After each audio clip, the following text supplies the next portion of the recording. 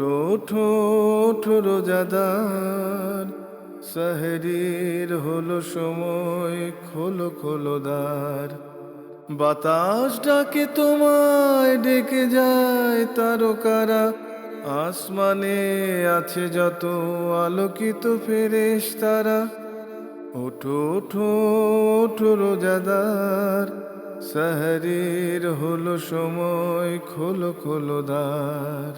আসসালামু আলাইকুম ওরহমতুল্লাহি আবরাকাতুহু। ইন্নাল হামদুলিল্লাহ ওয়াসসালাতু ওয়াসসালামু আলা রাসূলিল্লাহি ওয়া বা'দ। দেশ ও বিদেশে যে যেখানে বসে এই মুহূর্তে দেখছেন এনটিভির পর্দায় পবিত্র মাহে রমাদানের বিশেষ অনুষ্ঠান বিআরবি বরকতময় সাহারি, powered by BRB hospital limited এবং বিআরবি এমআরএস এর সৌজন্যে। প্রিয় দর্শক, অনুষ্ঠানের শুরুতেই আপনাদের সকলকে জানাচ্ছি আন্তরিক মোবারকবাদ এবং শুভেচ্ছা। আমরা অনুষ্ঠানের শুরুতেই শুনব মহাগ্রন্থ কোরআনুল কারীম থেকে তেলাওয়াত। সেহরির হলো সময়, খোলো খোলো দ্বার। أعوذ بالله من الشيطان الرجيم. بسم الله الرحمن الرحيم. إنما يعمر مساجد الله من آمن بالله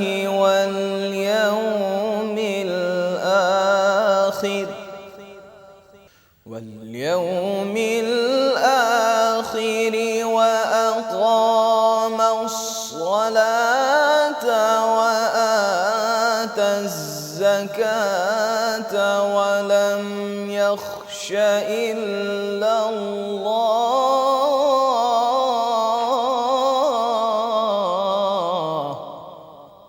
فعسى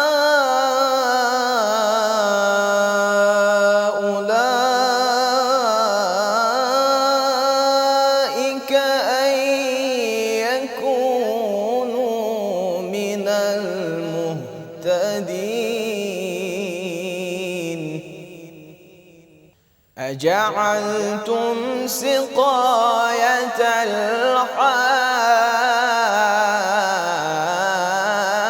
الحاج وعمارة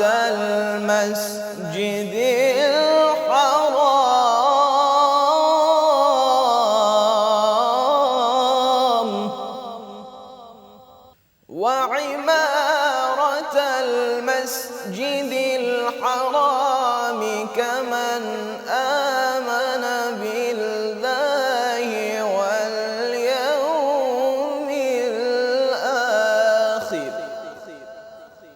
واليوم الآخر وجاهد في سبيل الله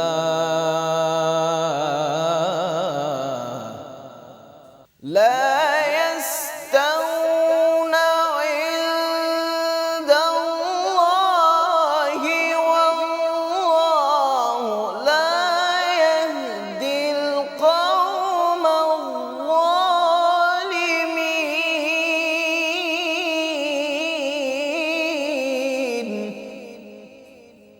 الذين آمنوا وهاجروا وجاهدوا في سبيل الله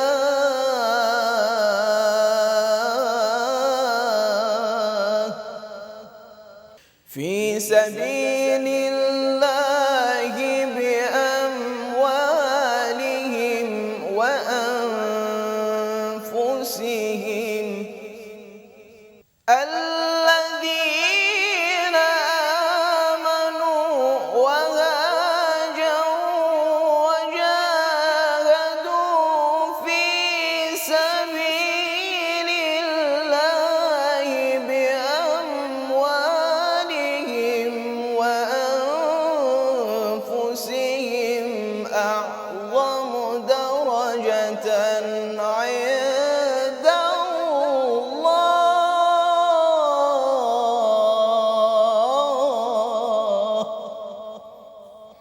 وأولئك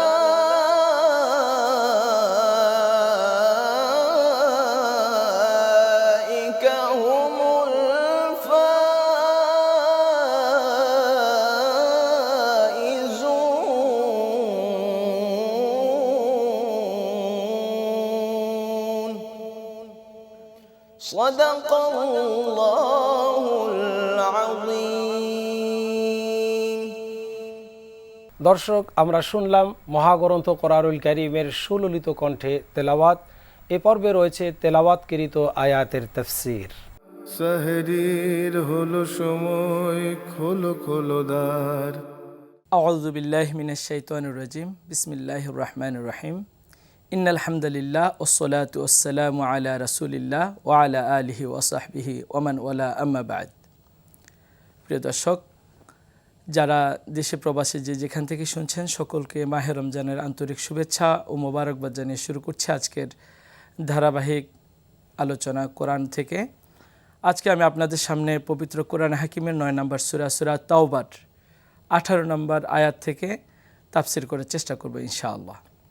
আল্লাহ রাব্বুল আলামিন এই সূরার 18 নম্বর আয়াতে তিনি ঘোষণা করছেন, ইন্নামা ইয়া'মুরু মাসাজিদাল্লাহ মান আমানা বিল্লাহি ওয়াল ইয়াউমিল আখির ওয়া আকামাস সালাতা ওয়া আতাজ যাকাতা ওয়া লাম ইয়াখশা ইল্লাল্লাহ ফাআসা উলাইকা ইয়াকুনু মিনাল মুহতাদিন। আল্লাহ রাব্বুল আলামিন ইন্নামা ইয়া'মুরু মাসাজিদাল্লাহ, তিনি বলছেন নিশ্চয় আল্লাহ রাব্বুল আলামিন মসজিদের জন্য অভিভাবক, দায়িত্বশীল, মুতাওয়াল্লি, ইমাম, খাদেম যাদেরকে নির্বাচিত করবেন তাদের কিছু গুণের কথা বলেছেন। তো আল্লাহ রাব্বুল আলামিন যাদেরকে মসজিদের খিদমতের জন্য নিয়োগ করবেন তাদের কি কোয়ালিটি হওয়া দরকার, এই আয়াতে কারিমাতে আল্লাহ রাব্বুল আলামিন সেই কোয়ালিটিগুলো আল্লাহ রাব্বুল আলামিন বর্ণনা করেছেন। তো আমরা দেখি মসজিদের ভূমিকা ইসলামে কতটুকু রয়েছে। মসজিদ হচ্ছে পৃথিবীর সর্বপ্রথম ঘর, সেটা আমরা জানি। আল্লাহ রাব্বুল আলামিন পৃথিবীতে সর্বপ্রথম যে ঘরটা নির্মাণ করেছেন সেটা হচ্ছে কাবা, যেটা আল্লাহ রাব্বুল আলামিন কোরআনে বলেছেন, ইন্না আউওয়ালা বাইতিন উদিয়া লিন্নাসি বিবাক্কাতা মুবারাকা। আল্লাহ রাব্বুল আলামিন মক্কা আল মুকাররমায় সর্বপ্রথম যেই ঘরটাকে নির্মাণ করেছেন সেটা হচ্ছে মসজিদে কাবা। আর এই কাবা ঘরটাকে আল্লাহ রাব্বুল আলামিন বরকতময় মুবারক একটি ঘর বলেছেন।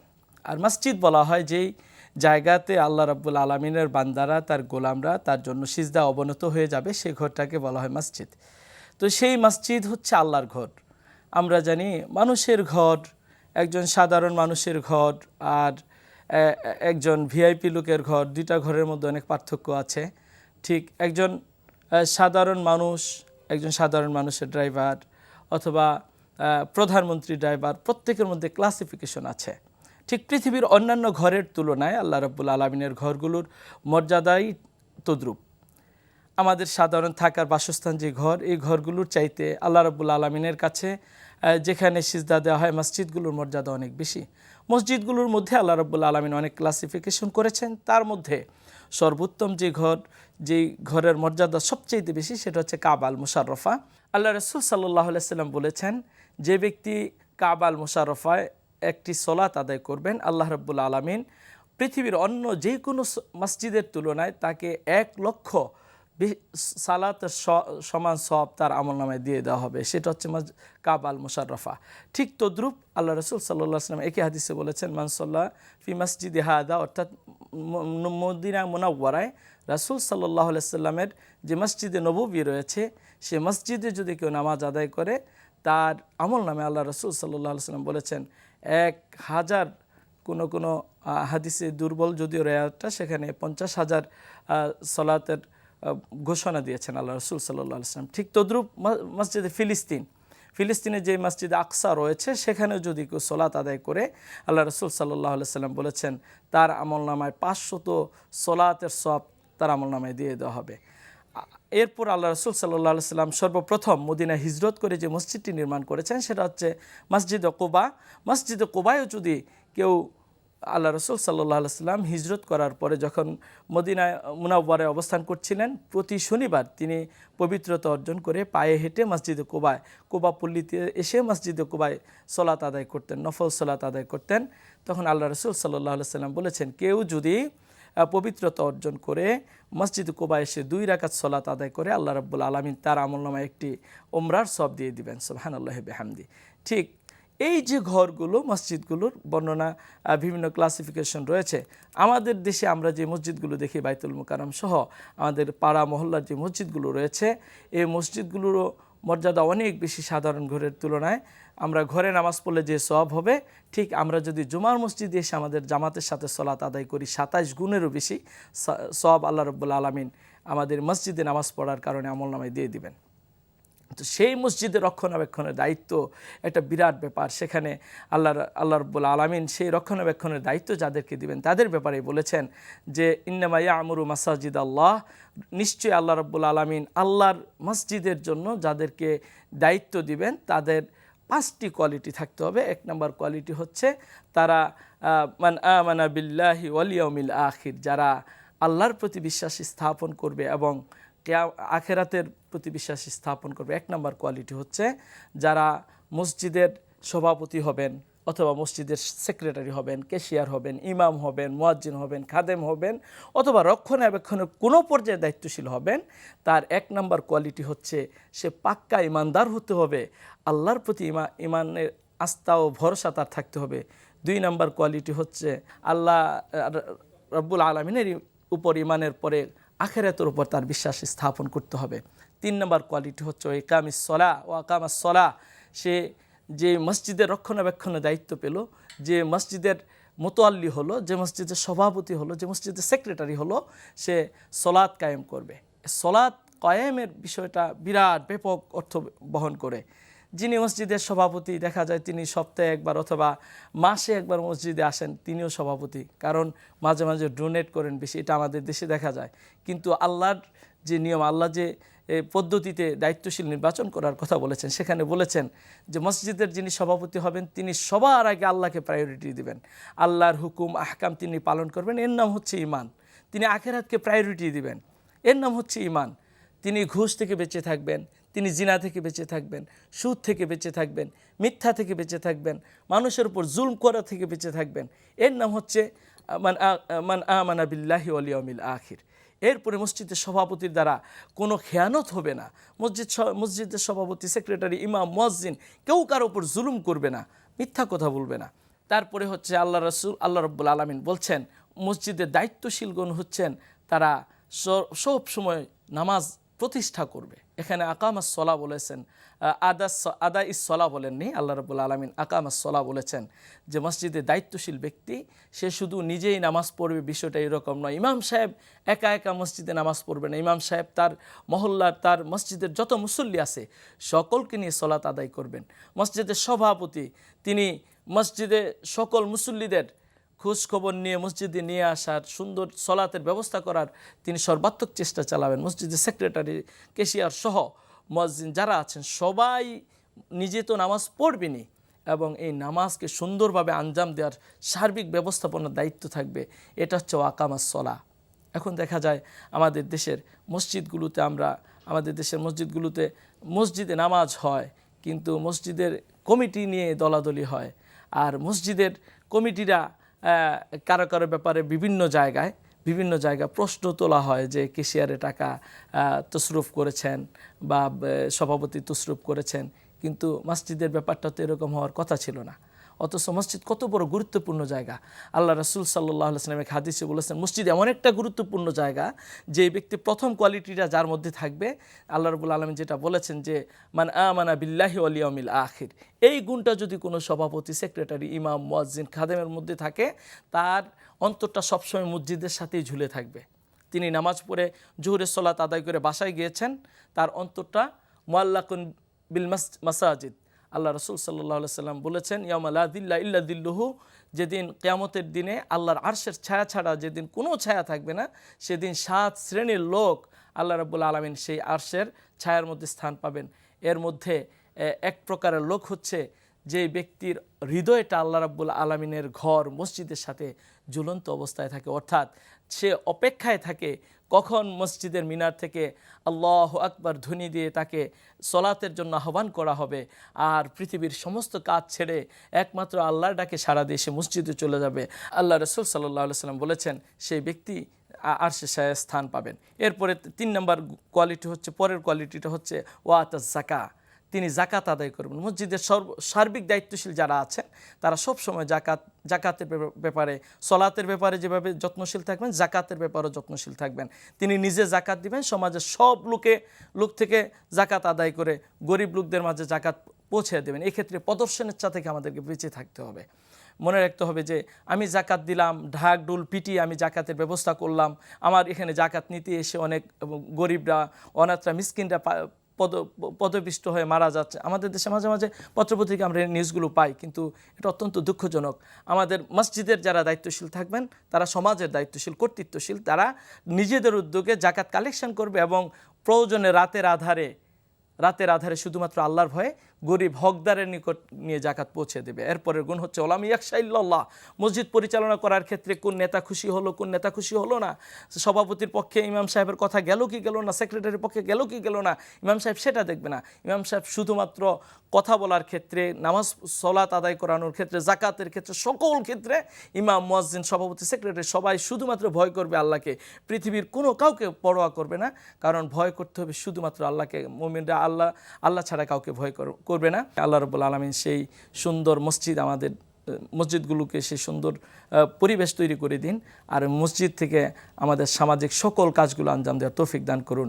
এই কথাগুলো বলে আজকের মতো বিদায় নিচ্ছি। সকলে ভালো থাকবেন। আসসালামু আলাইকুম ওয়া রাহমাতুল্লাহি ওয়া বারাকাতুহু। দর্শক, আমরা শুনলাম তাফসির। এ পর্যায়ে রয়েছে আপনাদের জন্য একটি ইসলামী গান। সেহরির হলো সময়, খোলো খোলো দ্বার।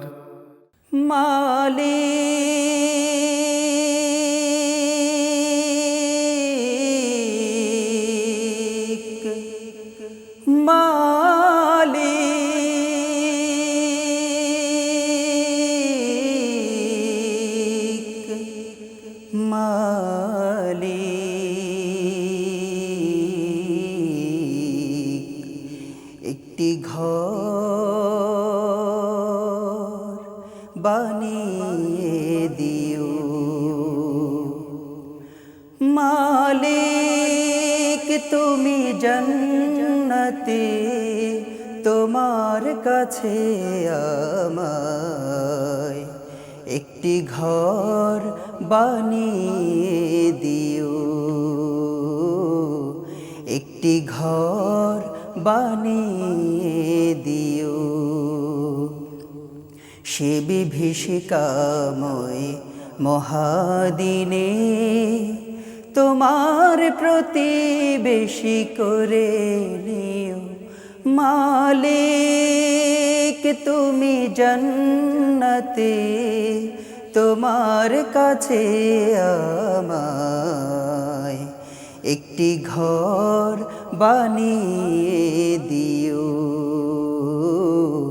একটি ঘর বানিয়ে দিও।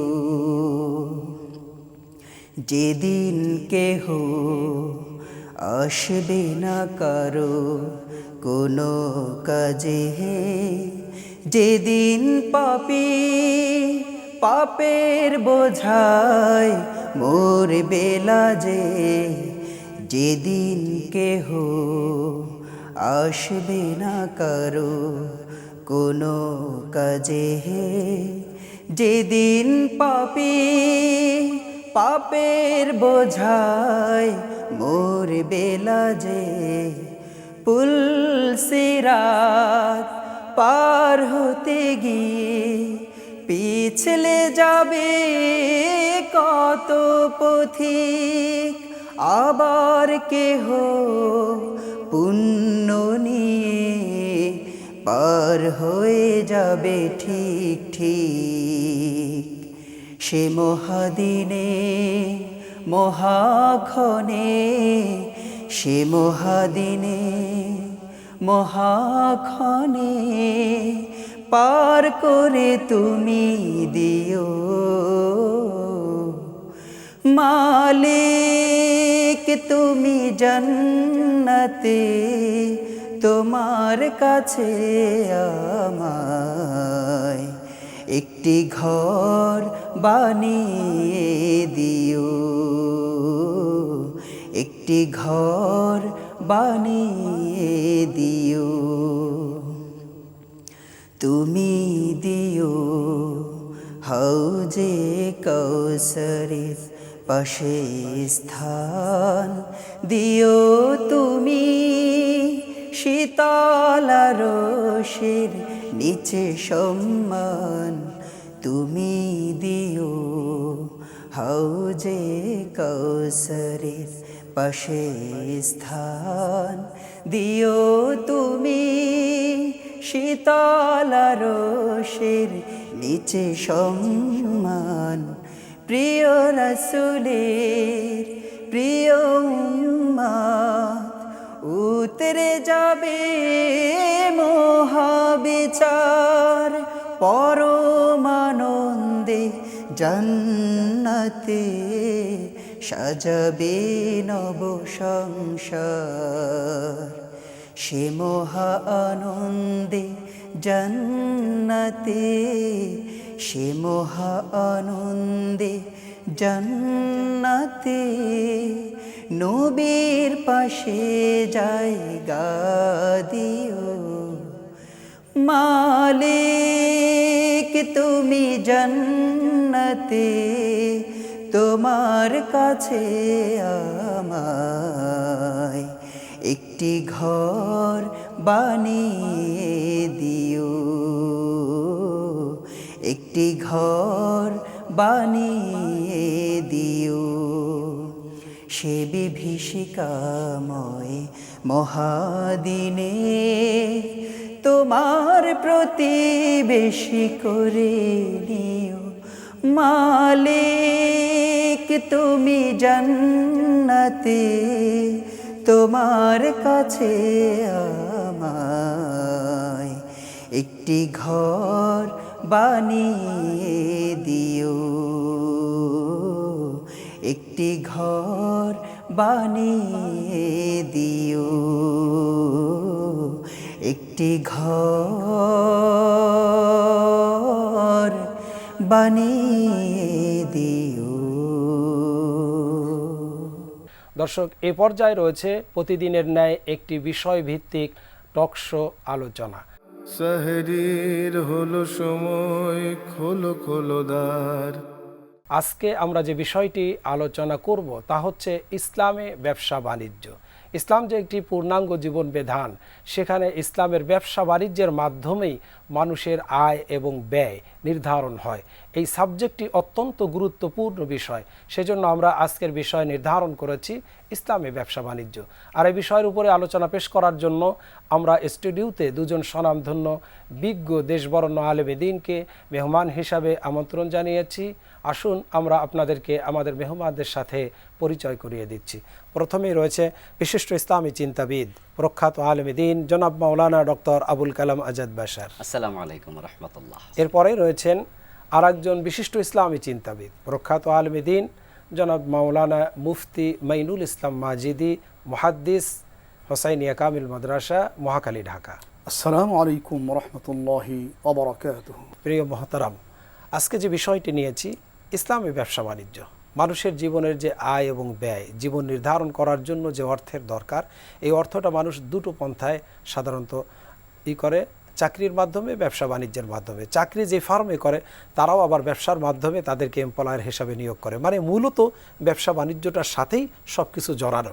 হয়তো কেউ শ্রম দিচ্ছে, কেউ ব্যবসা সহজতা করছে, কেউ কেনা বেচা করছে। ইসলামী ব্যবসা বাণিজ্য একটি বিরাট সাবজেক্ট।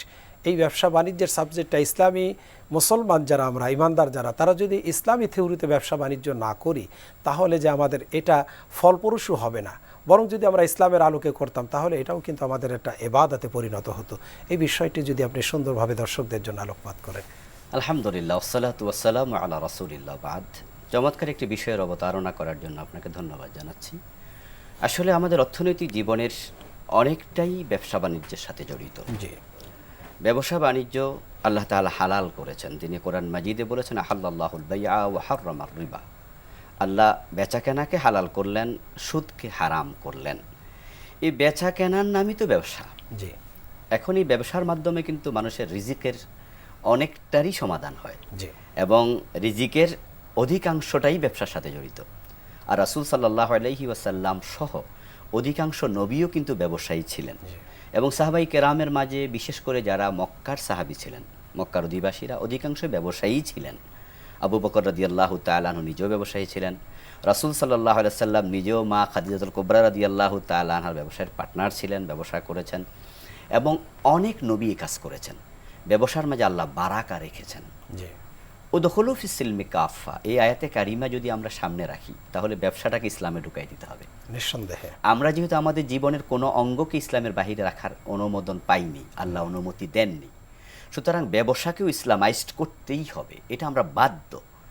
ব্যবসায়িক জীবনে আমরা অবাধভাবে স্বাধীন, এটা কিন্তু মোটেও নয়, বরং আমরা ব্যবসা কোথায় করলাম, কিভাবে আয় করলাম, কিভাবে ব্যয় করলাম, আল্লাহর কাছে জবাব দিতে হবে। এই জন্য যারা উত্তম পন্থায় ব্যবসা করবে, যেভাবে করা উচিত, মৌলিক ক্রাইটেরিয়াগুলো ফলো করে, অর্থাৎ ঠকবে না, ঠকাবে না, লা দরারা ওয়ালা দিরার, ইসলামের একটি দারুণ মূলনীতি। রাসূল সাল্লাল্লাহু আলাইহি সাল্লাম বলেছেন, ক্ষতি করবে না, ক্ষতিগ্রস্ত হবে না।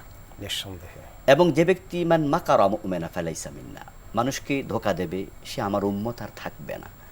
ব্যবসার ক্ষেত্রে কিন্তু মূলনীতিগুলো ফলো না করার কারণেই আজকে সমস্যা তৈরি হচ্ছে, বিশেষত আমাদের প্রিয় মাতৃভূমি বাংলাদেশে। এখানে অধিকাংশ লোক ব্যবসা করতে গিয়ে মূল ট্র্যাকে থাকেন না। জি, তারা নিজেরাও ঠকছেন, মানুষকেও ঠকাচ্ছেন। ব্যবসা করতে গিয়ে হালাল হারামের ইমতিয়াজ অনেকে করছেন না, এটা কিন্তু কিয়ামতের আলামত। রাসূল সাল্লাল্লাহু আলাইহি ওয়াসাল্লাম বলেছেন, ইয়াতি আলান নাসি জামান লা ইউবালিল মারউ মা আখাযা মিনহু আমিনাল হালালি আম মিনাল হারাম। সহিহ বুখারীর riwayat। জি, জি। একটা জামানা এসে যাবে মানুষ হালাল হারাম আর বুঝবে না। মানুষকে ঠকিয়ে মিথ্যা কথা বলে ব্যবসা করে সে মনে আনন্দ লাভ করবে, ঠকিয়েছি, বাহ আমি বুদ্ধিমান। এই যে মানুষকে ঠকালো, এর মাঝে তৃপ্তি পাবে, এটা কিন্তু একটা বিকৃত রুচির পরিচয়, এটা বিকৃত একটি আনন্দ। এই জন্য ইসলাম ব্যবসার কিছু ক্রাইটেরিয়া দিয়েছে, সে ক্রাইটেরিয়া ফলো করবে। যে ব্যক্তি আত্তাজিরুস সাদুকুল আমিন হবে, জি, বিশ্বাসী ব্যবসায়ী, আমানতদার ব্যবসায়ী হবে, মান নাবিয়্যিন ওয়াস সিদ্দিকিন ওয়াস শুহাদা, সে ব্যক্তি শুধু দুনিয়াতে লাভবান হবে না, সে আখেরাতেও লাভবান হবে। আল্লাহর হাবিব সাল্লাল্লাহু আলাইহি ওয়াসাল্লাম বলছেন, সে নবীদের সাথে তার হাসর হবে, সিদ্দিকদের সাথে সে হাসরের ময়দানে উঠতে পারবে, শুহাদাদের সাথে তার হাসর নসর হবে। এর মানে আনতা মা'মান আহবাবতা, সে যাকে ভালোবাসে, যার রীতি ফলো করে, ক্রাইটেরিয়া ফলো করে, তার সাথে তার হাসর নসর হবে, অর্থাৎ তাদের সাথে জান্নাত পাবে। আর যে সমস্ত লোকেরা ব্যবসা করতে গিয়ে ঠকবাজির আশ্রয় নেবে, যেটা নেওয়া হচ্ছে বেশি, তারা কিন্তু কিয়ামতের দিন ফুজ্জারদের কাতারে উঠবে। হাদিস, আত-তুজ্জার ইয়াউমাল কিয়ামাতি ফুজ্জারা ইল্লা মান ইত্তাকা ওয়া সাদাকা ওয়া বাররা। ব্যবসায়ীদেরকে অধিকাংশকেই কিয়ামতের দিন পাপিষ্ঠদের কাতারে দাঁড় করানো হবে। তারপরে সেখান থেকে যে মুত্তাকি ব্যবসায়ী, তাকে আলাদা করা হবে, যে সত্যবাদী আলাদা করা হবে, যে আমানতদার ছিল, সঠিক পন্থায় ব্যবসা করেছে, বার ছিল, ও ব্যক্তিকে আলাদা করা হবে, তাকেই জান্নাতে দেয়া হবে, অন্যদেরকে আটকিয়ে ফেলা হবে। অনেক সুন্দর আলোচনা আপনি করতেছিলেন। আমরা আবারও আসবো আপনার কাছে, যে এই পর্যায়ে আমি যাচ্ছি মাওলানা মুফতি মাইনুল ইসলাম মাজিদি সাহেবের কাছে। শায়েখ তো খুব সুন্দরভাবে ব্যবসার মূলনীতিগুলি বললেন। আপনার কাছ থেকে জানতে চাইবো যে ব্যবসার যে সুন্নাহ পদ্ধতি সাহাবা আজমাইনদের মধ্যে ছিল, এবং নবী করিম সাল্লাল্লাহু আলাইহি সাল্লাম যে ব্যবসার ভিতরে ক্রয় বিক্রয়ের মধ্যে যে ইহসানের যে পদ্ধতিগুলি উম্মাদদেরকে বলেছেন, এই বিষয়গুলি যদি আপনি দর্শকদের জন্য আলোকপাত করেন। মহতরম, আপনাকে আন্তরিক মোবারকবাদ জানাচ্ছি অত্যন্ত চমৎকার এবং প্রাসঙ্গিক একটি বিষয়কে আমাদের সামনে আনার জন্য। মূলত এই ব্যবসার কথা আল্লাহ পাক কোরআনে কারিমে অসংখ্য জায়গায় ইঙ্গিত করেছেন আমাদের। আর আল্লাহ পাক যখন কোনো জিনিসকে উপমিত করেন, মানে দৃষ্টান্ত দেন, অবশ্যই সেটি বৈধ এবং জায়েজ আল্লাহ পাক এই জন্যই উপমান দেন। আল্লাহ পাক মুমিনদের বৈশিষ্ট্য বলতে যে বলছেন, ওয়ায়ুরিদুন তিজারাতাল লান তাবুর, মুমিনদের সবচেয়ে বড় চাওয়া হলো তারা আমি আল্লাহর সঙ্গে ব্যবসা করতে চায়। আর এটা জানা উচিত, আল্লাহর সঙ্গে যারা ব্যবসা করে তারা কখনোই ক্ষতিগ্রস্ত হয় না। তো কোরআনে কারিমে অসংখ্য জায়গায় আল্লাহ পাক ব্যবসার কথাগুলো বলছেন, যে আহাল্লাহুল বাই'a ওয়া হাররামার রিবা। আর ব্যবসা আসলে এখানে সুদ এর আলোচনা আসতেই হবে, কারণ এই ব্যবসার মধ্যে লাভ হয়, সুদের মধ্যেও কিন্তু লাভ হয়। যারা কাফির মুশরিক, তারা এর মধ্যে কেবলমাত্র প্রফিটটাকে লক্ষ্য করে, যে আমরা তো প্রফিট করছি, ব্যবসা করলেও প্রফিট হয়, সুদ দিলেও প্রফিট হয়, তবে জিনিসটা কি? আল্লাহ পাক বলছেন, তারা বলেন ইন্নামাল বাই'উ মিসলুর রিবা, যে আরে ব্যবসা তো সুদের মতোই, অসুবিধা কী? কিন্তু এখানে আসলে দেখতে হবে সুদ এবং ব্যবসার মধ্যে মৌলিক পার্থক্যগুলো কী। সুদের ক্ষেত্রে ক্ষতিগ্রস্ত হয় কেবলমাত্র গরিবরা, কারণ যারা সুদের টাকা গ্রহণ করে তারা সমাজের ধনী শ্রেণী না, গরিব মানুষ থাকেন, এতিম অনাথ থাকেন, অসহায় থাকেন, তারা এই সুদের মধ্য দিয়ে তারা এই কার্য গ্রহণ করেন। আর এই সুদের দ্বারা নিগৃহীত হন গরিবরা, আর লাভবান হন ধনিক শ্রেণীরা। অথচ আল্লাহ পাক গোটা সমাজকে একটি ব্যালেন্স সমাজ করার জন্য, ভারসাম্যপূর্ণ করার জন্য আল্লাহ বলছেন সম্পদ যাদের আছে এই সুদের পরিবর্তে আল্লাহ বলছেন কর্জে হাসানা দাও, ও আকরিদুল্লাহ করদান হাসানা, আল্লাহ পাক বলছেন কর্জে হাসানা প্রদান করো। হাদিস শরীফে আসছে এই যে করস, সুদের বিপরীত যে করস, বলছেন আল করদ মাররাতান ইয়াদিলু সাদাকাতান, যে যদি কর্মীকে 2বার সাদাকা দেওয়া হয়, করস দেওয়া হয়, তাহলে এইটা একটি সাদাকার সমান সওয়াব হয়ে যায়। বাজ্জার কিতাবে হাদিসটা আসছে। তো মোহতারাম যারা বলছে যে ব্যবসা আল্লাহ পাক বলেছেন, কিন্তু ব্যবসার মধ্যে বেশ কয়েকটি গুণগত মান অবশ্যই থাকতে হবে, তা না হলে তার এই কষ্টার্জিত ব্যবসায়িক যে অর্থ, তার ব্যবসায়িক যে শ্রম দিচ্ছে, এটা একেবারে পণ্ড হয়ে যাবে। প্রথমত ব্যবসায়ীকে হতে হবে অত্যন্ত আসাদিক আর আমিন হতে হবে, তার পেশায় তাকে অত্যন্ত বিশ্বস্ত হতে হবে, আমানতদার হতে হবে। আর 2 নম্বর হবে তাকে অবশ্যই কিতমানুল আইব, মানে দোষ গোপন করা যাবে না। একটা মাল ভিতরে অনেকগুলো খারাপ মাল রেখে উপরে ভালো মাল দিয়ে রাখছে যেন বুঝতে না পারে, নিচে আছে মোটা চাল, উপরে চিকন চাল দিয়ে, এরকম পাম অয়েলের সঙ্গে সয়াবিন মিক্স করে বিক্রি করা হচ্ছে, এই যে একটি ধোঁকা, এটা গাছ। ফলের দোকানে সামনে তাজা ফলগুলি সাজায় রেখে ভিতরে পচা ফলগুলি রেখে দেয়। বুঝতে মানে গাছানা ফালাইসা মিন্না, যারা কাউকে আমরা দেখতে প্রতারণা পাই করে। গোস্তের দোকানে আপনি একটা খণ্ড দেখাচ্ছেন, কিন্তু যখন আপনাকে বানাই দিচ্ছে টুকরা টুকরা করে, তখন এই খাটিয়ার পাশে রেখে হাবিজাবি ওটা মুট করে আস্তে করে আপনার গোপনে দিয়ে দিচ্ছে। জি জি জি। এরপরে ওজনে কম দিচ্ছে। মুরগির যে বালতিতে করে মুরগিগুলি মাপে, সেখানে বালতির ভিতরে 4-5টা মুরগি যদি ঢুকায় দেয়, হাফ কেজি 1 কেজির পৈরুন ভিতরে দিয়ে রাখছে। এগুলি আমরা দেখতে পাচ্ছি। জি জি, প্রত্যেকটাই ধোঁকা। সে এই জন্য রসুল যে বলছেন, ভাইজান যে বললেন আত্তাজুল সাদুকুল আমিন, আত্তাজে আস-সাদুক আল আমিন, সাদুক চরম সত্যাশ্রয়ী সত্যবাদী, আমিন চরম বিশ্বস্ত। সুতরাং ব্যবসায়ের প্রথম 2 শর্তই যদি আমরা মানতে পারতাম, তাহলে এগুলো তার থাকতো না। মালও খারাপ মাল এখানে দোষ গোপন করা হতো না, এরপরে মানুষকে ধোঁকাবাজি করা হতো না। আর একটা ইহতেকার, ব্যবসা করতে যদি আমরা গুদামজাত করি, মনে করছি যে রমজান আসতেছে, কিছু মাল আমরা গুদামজাত করে ফেরি, দরিদ্র জনগোষ্ঠীকে কষ্টে রেখে তাদের সমস্ত কষ্টার্জিত অর্থকে পাওয়ার জন্য আমি যে এই যে একটা রসুল যে বারবার বলছেন হুঁশিয়ার, খবরদার, মানিহ তাকারা ইয়াউমান, যে ব্যক্তি মাল গুদামজাত করে রাখলো বাজারে ক্রাইসিস সৃষ্টি করার জন্য, এটা অনেক হুঁশিয়ারি বাণী ইসলাম উচ্চারণ করেছে। কাজে আমাদের উচিত হবে। আর যেটা সবচেয়ে বড় কথা হলো যে সাহাবায়ে কেরামের মধ্যে জীবন জীবিকার জন্য সবচেয়ে বড় যে মাধ্যমটা গ্রহণ করেছেন তারা, একটি কৃষিজ ক্ষেত আর একটা হচ্ছে ব্যবসায়িক ক্ষেত। যে সাহাবীদের যে সুন্নাহগুলি এবং ব্যবসায় ক্রয় বিক্রয়ের ক্ষেত্রে যে এহসান, বিক্রেতা ক্রয়কারীর কাছে যে এহসান করবে এবং ক্রয়কারী বিক্রেতার প্রতি যে এহসান করবে, এই বিষয়গুলি যদি সুন্নাহর আকারে আপনি দর্শকদের জন্য তুলে ধরেন।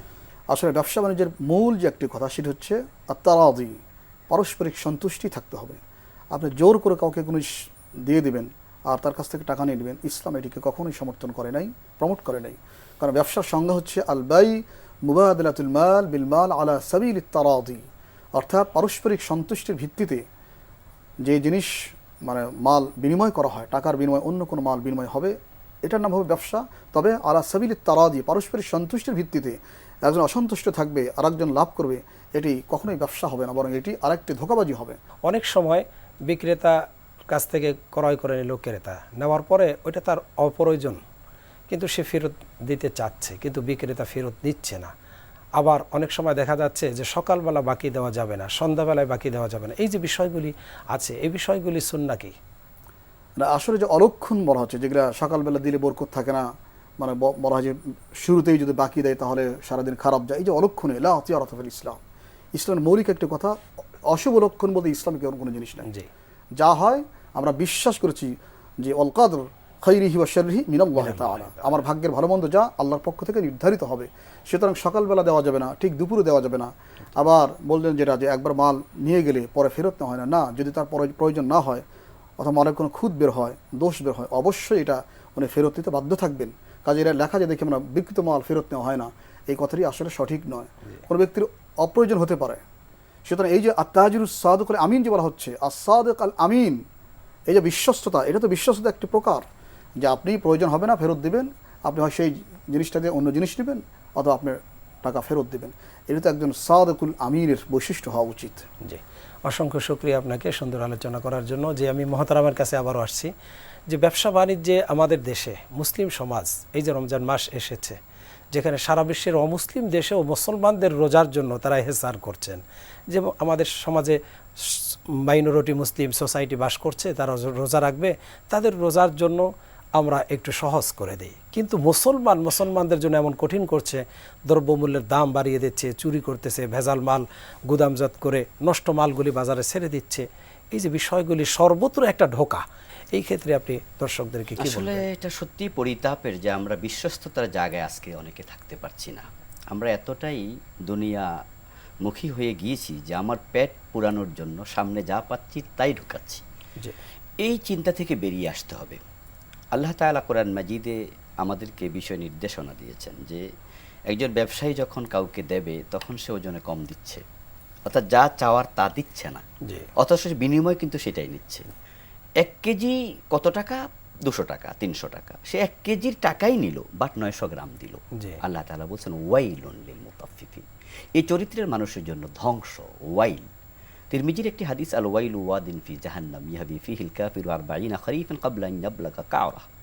প্রিয় নবী বলছেন ওয়াইল হচ্ছে জাহান্নামের একটি উপত্যকা, যেখানে কাফেরকে, পাপাচারীকে ধাক্কায় ফেলে যখন দেয়া হবে তলায় যেতে 40 বছর লাগবে। আল্লাহ, তো যারা আজকে ওজনে কম দিচ্ছে, মানুষকে ঠকাচ্ছে, সে পরিপূর্ণ নিচ্ছে, দিচ্ছে কম, তার জন্য কিন্তু জাহান্নামের সেই গর্তটি অপেক্ষা করছে।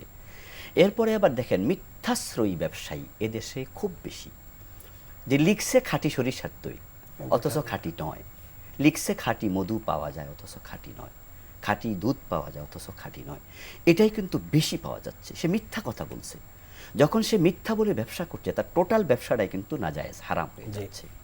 দোকানে গেলে এমনভাবে দাম চায় যে আপনি কথা বলতেই একটু হেজিটেট করছেন, আপনি বলেই দিচ্ছে যে এটা তো কেনাই আছে 500 টাকা, তা আপনি এর নিচে কিভাবে দেবেন? কসম খেয়ে বলে, কসম করে ফেলতেছে, অথচ এটা সত্য নয়, অথচ কেবল নামাজ পড়ে আসছে। কেবল নামাজ পড়ে আসছে। আপনি অবাক হবেন যে আমরা অবাক হই মাঝে মাঝে যে এমন কিছু লোক ব্যবসায়ের ক্ষেত্রে 2 নাম্বারই করছে, যার মুখে দাঁড়িয়ে আছে, নামাজ মাথায় পড়ছে, টুপি রোজা আছে, রাখছে। রোজা রাখছে। এই যে ভাই কিছুক্ষণ আগে শায়েখ বললেন চমৎকারভাবে যে যারা ইহতেকার করছে, গুদামজাত করে দাম বাড়াচ্ছে, এটা কিন্তু বাংলাদেশিদের প্রবণতা বেশি। জি, জি। আপনি কাতারে দেখলাম কয়দিন আগে 800 পণ্যের দাম রমজান উপলক্ষে কমানো হয়েছে, সুবহানাল্লাহ। মালয়েশিয়াতে কমানো হয়েছে, দুবাইতে কমানো হয়েছে, সৌদি আরবে ওমরা করতে আমরা যখন যাই তাদের মেহমানদারি দেখে চোখে পানি এসে যায়। জি, জি। বড় বড় ব্যবসায়ীরা তারা ভর্তুকি দেয়, মানুষকে খাওয়ানোর জন্য পাগল হয়ে যায়, সওয়াবের মাস, সওয়াব কামাই করে। সব কামাই করছে। আর আমরা দেখছি আমাদের দেশে অধিকাংশের মানসিকতা যেন এমন, 11 মাস করবে চুরি, রমজানে করবে ডাকাতি। মানে রমজান উপলক্ষে ডাকাতি শুরু করে সওয়াবের দেবে। জন্য আর ডাকাতের জন্য। আসলো, হ্যাঁ, মানে আসলো কেন রমাদান, আর আমরা এখান থেকে নিলামটা কি? আগ থেকে আমরা মানুষকে কষ্ট দিচ্ছি দাম বাড়িয়ে, অথচ কথা ছিল তাআওয়ানু আলাল বিররি ওয়াত তাকওয়া, এই রোজা আমরা আরামে রাখবো, যারা মুমিন তাদেরকে আমরা সহযোগিতা করব। এদেশে এমন অনেক গরিব মানুষ আছে যারা এই রমাদানে পুরাটাতে 1 কেজি মাংস কিনে খেতে পারবে না। জি, অসংখ্য 700-800 টাকা দাম হয়ে গিয়েছে, সোলার দাম বেড়ে গেল, পেঁয়াজের দাম বেড়ে গেল, তেলের দাম বেড়ে গেল।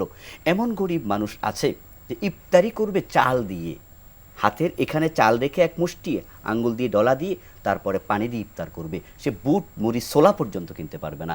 আর আপনি ভাবছেন আল্লাহ আপনাকে আমাকে জান্নাত দিয়ে দেবে, তাই মাস শেষে আপনি সাদাকা দেবেন, জাকাত দেবেন, ইফতারের সময় আবার ব্যবসায়ী বড় টেবিল ইফতার সাজিয়ে মানুষকে ডাকে খান, ভাবছে আমি অনেক সওয়াব পাচ্ছি, অথচ উনিই কিন্তু দামটা বাড়িয়েছে মজুদদারি করে।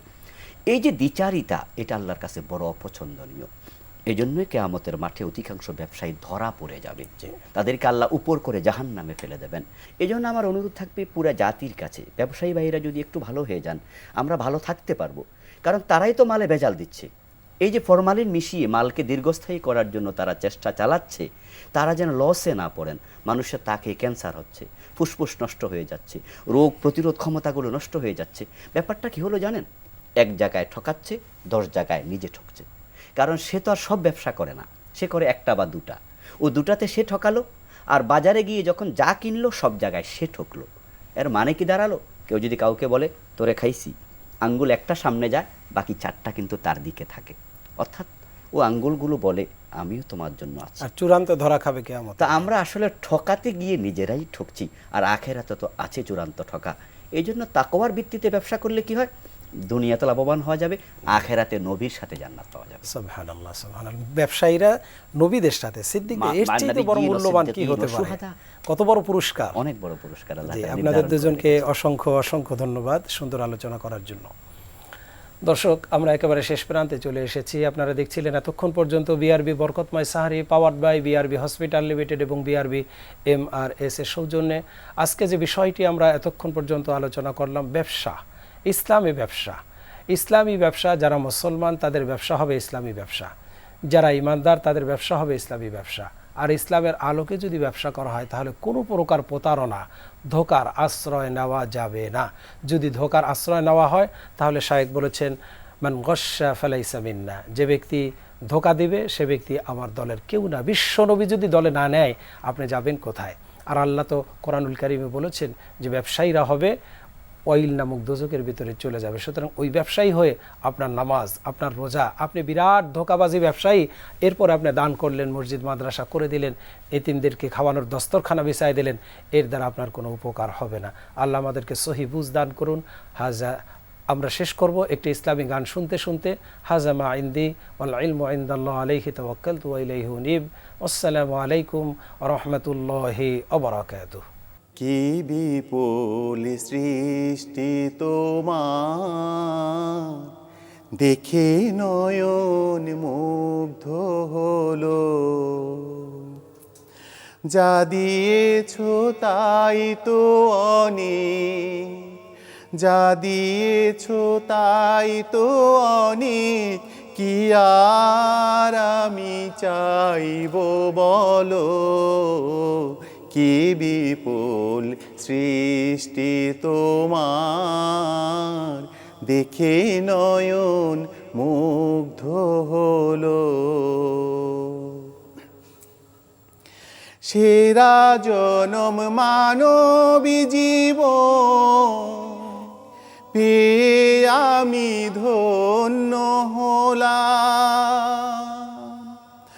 আলো বায়ু অন্ন পানি ভালোবাসায় অনেক পেলাম। সেরা জনম মানব জীবন পেয়ে আমি ধন্য হলাম। আলো বায়ু অন্ন পানি ভালোবাসা অনেক পেলাম।